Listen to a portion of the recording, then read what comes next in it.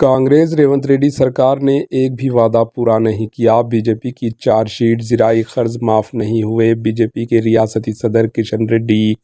Telangana BJP की जानिब से कांग्रेस रेवंत रेड्डी सरकार के एक साल मियाद की तकमील के मौके पर चार्जशीट जारी की गई।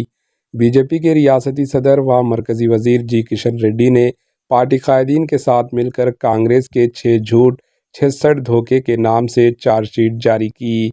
मीडिया से बातचीत करते हुए किशन रेड्डी ने कहा, कांग्रेस रेवंत रेड्डी सरकार ने एक साल कबल नाकाबिले अमल वादे करते हुए इख्तिदार हासिल किया था, लेकिन एक साल तक भी कांग्रेस ने एक भी वादा पूरा नहीं किया, जबकि इख्तिदार में आने के 100 दिन के अंदर वादों को पूरा करने का तयक़ुन दिया था।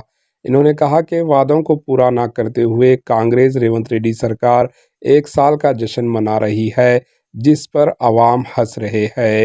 इन्होंने कहा कि बीआरएस और कांग्रेस की हुक्मरानी में कोई फ़र्क नहीं है। कांग्रेस भी बीआरएस के नक्श कदम पर चलते हुए वादों गारंटी से मुनहरिफ हो रही है।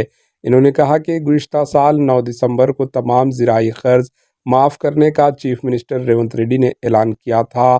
एक साल मुकम्मिल हो रहा है, लेकिन अब तक ज़राई कर्ज किसानों का कर्ज माफ़ नहीं हुआ।